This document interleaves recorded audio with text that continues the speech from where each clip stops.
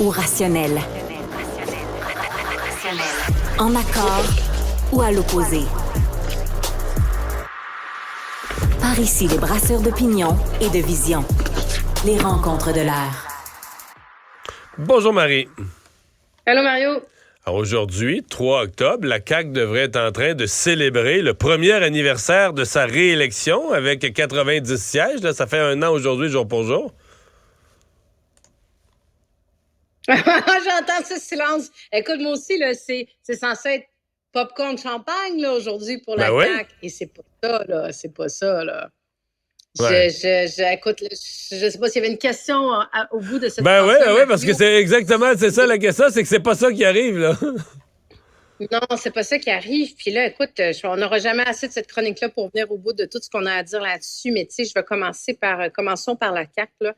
Commençons par, tu sais, moi, je veux quand même, tu sais, François Legault hier soir, là, tu sais, qui a été impeccable, là, je dois le souligner.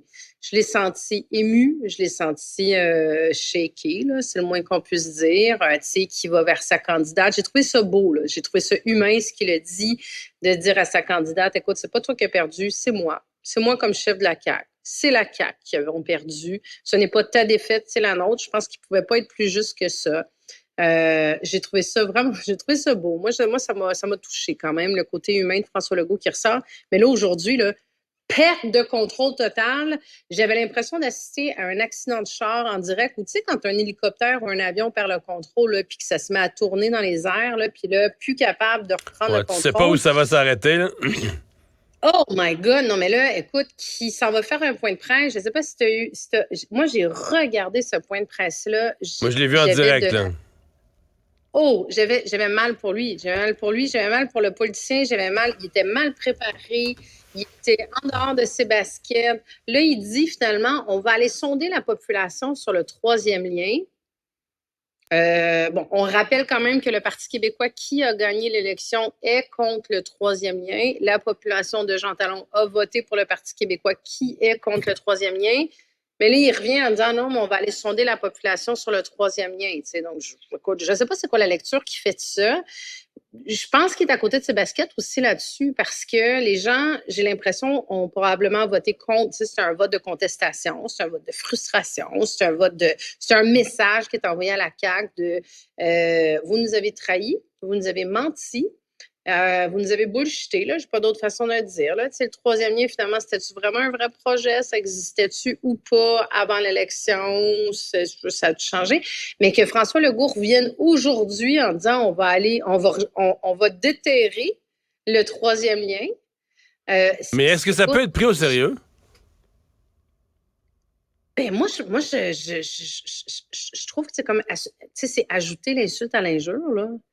Hier, il disait, on prend acte, on va faire un examen de conscience, on va faire la réflexion qui s'impose, puis 12 heures après, là, c'est vraiment 12 heures après, là, il sort en disant, non, nous, on ressort le 3e lien des Oui, mais il y a des gens à Québec qui sont contents. C'est-à-dire qu'il y a des gens à Québec qui le prennent pour ce que c'est.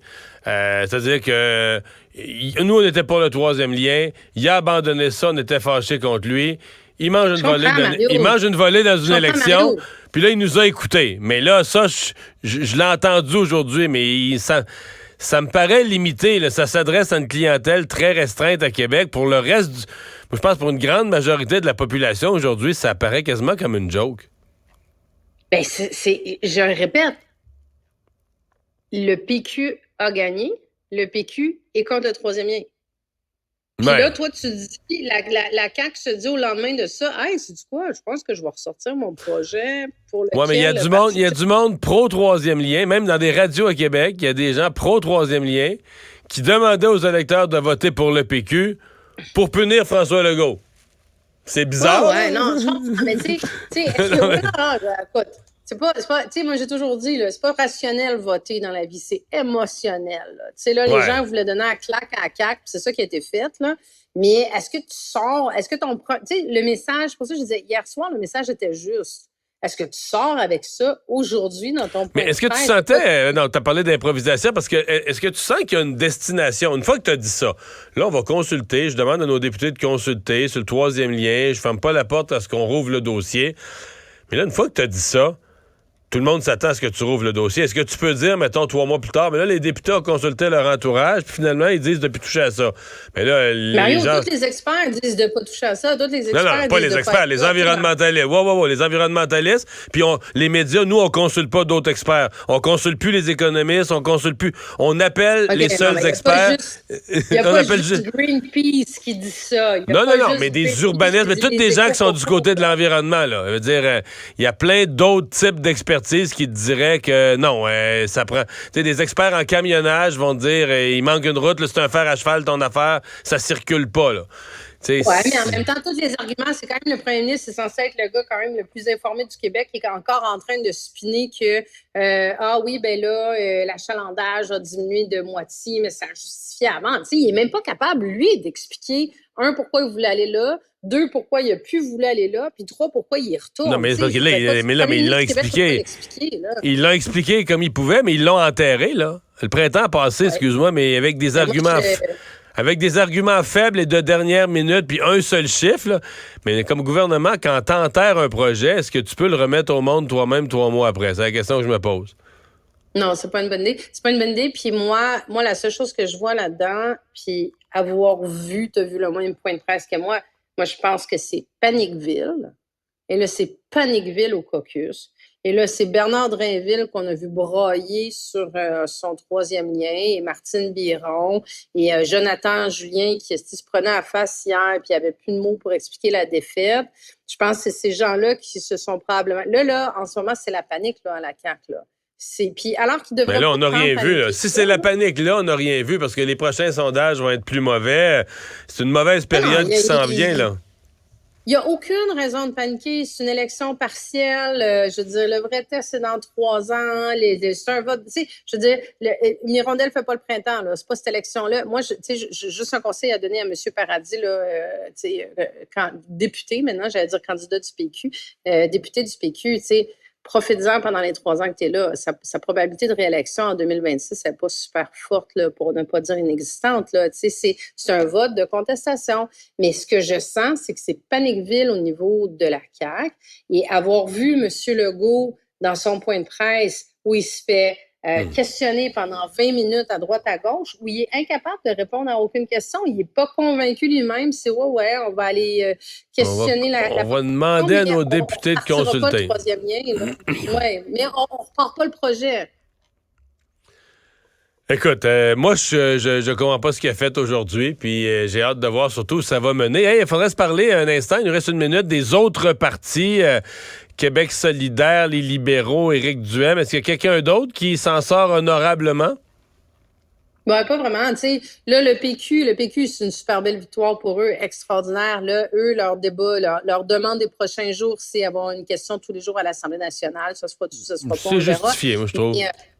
Oui, c'est justifié, absolument, mais je connais d'autres partis, dont l'ADQ, et je te fais un petit clin d'œil là-dessus, qui ont gagné bien des partiels à une certaine époque, puis finalement, tu sais, c'est pour ça que je dis une hirondelle fait pas le printemps, c'est pas parce que tu fais des partiels que tu rentres dans une élection générale.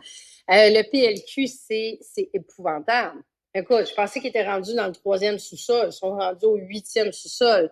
Donc, pas d'effet risqué dans la région, parce que c'est quand même Marois Risky qui accompagne les candidats partout. Moi, j'ai des gens de la région qui me disent, là, une chance qu'ils ont eu une bonne candidate, puis Marois Risky, ça aurait été... Ils ont eu 9 le 8, je sais pas quoi, 8,7, 8,8. Moi, quelqu'un m'a dit, une chance qu'ils ont eu une excellente candidate, puis Marois Risky avec elle, ça aurait été bien pire que ça. Ben, tu peux pas être pire que ça, Mario. Moi, tu peux toujours. Le dernier sondage leur donnait 5-5, là, je pense 5 ou 6. C'est une forteresse libérale. Moi, j'ai pris le même pouls. Tu sais, j'ai parlé à des gens de Québec. Là, tout le monde m'a dit, bon, c'est une candidate qui avait pas l'envergure du candidat du PQ, là, mais qui était une excellente candidate. Là. Tout le monde m'a dit, elle faisait bien, bel entre-gens, des belles communications et tout. Mais ça reste que c'est une forteresse libérale. C'est une forteresse libérale. Il y a une limite à ce que tu peux descendre dans le Bacu.